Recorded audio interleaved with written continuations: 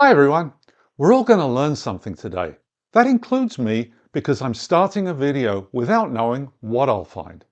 I've been wondering if all the new technology from the last few decades have made stereo electronics better, like phones and computers, or is audio more like winemaking, where science and technology have helped producers make more wine more cheaply, but does it really taste any better? I'm going to compare stereo equipment from the 60s and 70s with things that are in current production. To do fair comparisons, I'm using a switching box which has level meters so that I can set the outputs to be exactly the same. If the sound levels are different, most people will prefer the sound of the one that's slightly louder. This makes it all too easy to fool yourself or others into believing something's better when it really isn't. I'm using high-resolution music streamed from the Tidal music service, and I've split the signal so that the identical music is perfectly synced in time and quality to both stereos being tested. The switching box lets me switch any combination of two amplifiers and two speakers, so I can try every receiver or amplifier with one modern and one vintage pair of speakers. Vintage speakers tend to be much bigger than modern ones, so I picked one that was very small for its time, so it's more comparable to the modern fashion of small bookshelf speakers. These are the JBL L15 from 1982. This pair is in pristine condition and look brand new. I'm using Polk XT15s as the up-to-date speakers. These have been well reviewed on YouTube and elsewhere and are typical of modern, well-engineered, affordable, compact bookshelf speakers. I had to find a modern amplifier to compare to my selection of vintage equipment. Class D amplifiers do represent the most advanced new technology. Class D was originally developed for battery-powered devices like phones and boomboxes. They're more than 90% efficient to save battery power, but it also means you can build a high-power amplifier into a single chip because you don't have to bolt the heat-generating components to a huge heatsink. Class D amplifiers are clearly much cheaper to make, but let's uncover the rest of the story in this video. I tested a number of small Class D amplifiers and found that amplifiers made with the TDA3255 amplifier chip sound noticeably better than those with cheaper or earlier generation chips. But every amplifier I tried made with the 3255 sounded exactly the same in my listening room. I picked the Aiyima A20 because it's supplied with a more substantial power supply than the others. This 48-volt power supply is good for well over 100 watts per channel, and the amplifier case is designed to easily handle the extra heat generated. This will give a little bit more headroom without distortion if I turn up the volume. The other reason to choose this amplifier is it has an adjustable high-pass filter, which is an essential feature for proper integration of a subwoofer. I'm not going to use it today, but it is nice to have, and I explain how to use the high-pass filter in this video. I also tried a much more expensive Class D amplifier, the Peachtree Nova 300, which can deliver an impressive 300 watts per channel, far more than any of the others. But at the volume levels that were right for these speakers and room, I preferred the slightly smoother sound of the much cheaper Aiyima. Sound quality is subjective, but everyone can agree that the Aiyima amp is smaller, lighter, and uses less power than this Toshiba SA-725 receiver from 1978. As far as I know, this one's original and has never been restored. It's a budget 25 watt per channel model, and the features are typical for the time and quite useful. There's two line level inputs and an input for the built-in phono preamp, which is a nice to have for vinyl enthusiasts, but was deleted from most stereos during the 1990s. Another feature of this receiver that fell victim to hi-fi fashion are the tone controls. These are still useful for adjusting the sound for different speaker and listening room combinations. The FM radio is mostly obsolete now because you can stream radio stations static-free over the internet.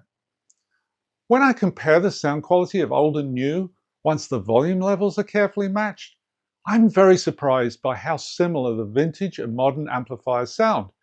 There's no way you can reliably tell which one is playing if you walked into the room blindfolded.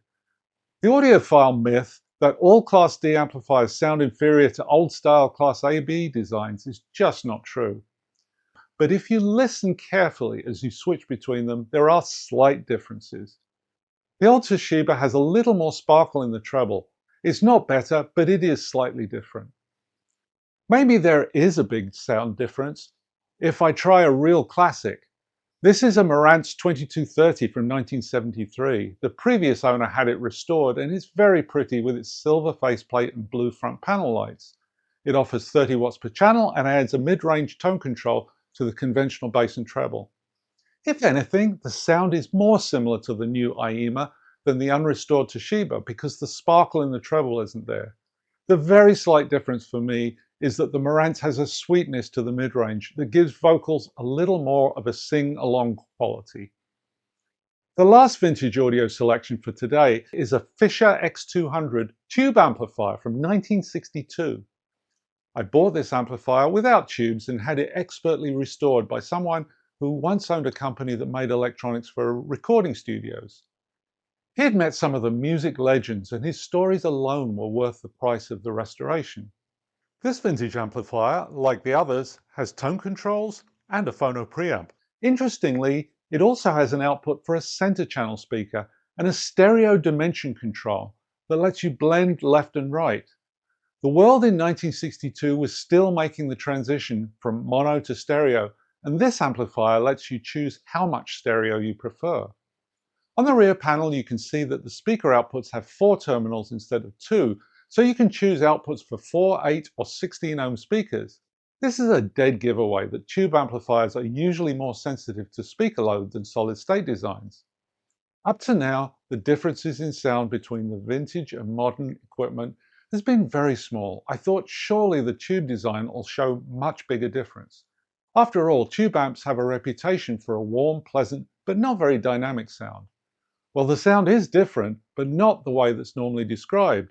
The warmth and softness that's attributed to tube amplifiers is just a myth. But it did seem that the sensitivity to speaker load was real and noticeable. With all the solid-state amplifiers, I preferred the sound of the JBL speakers because they were slightly livelier and more dynamic. With the tube amp, the Polk speakers came alive and the JBLs are a little ragged and unrefined.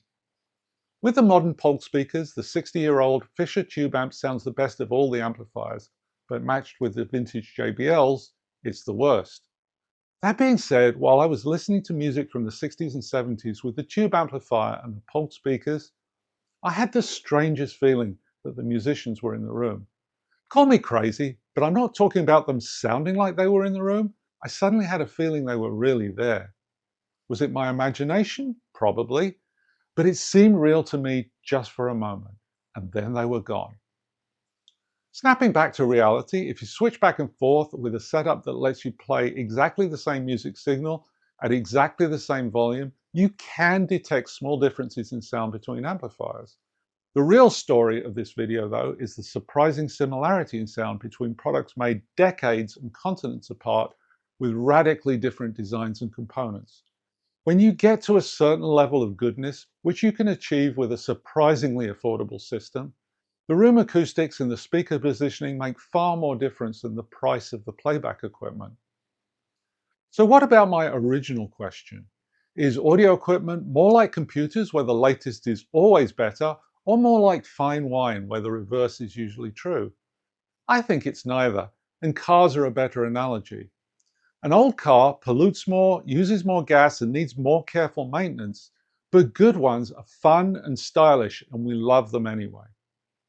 If you like this video, give me a thumbs up and subscribe. If you buy anything from the links in the description, it won't cost you any more, but the small commission helps to support the channel and is very much appreciated. Thanks for watching, everyone.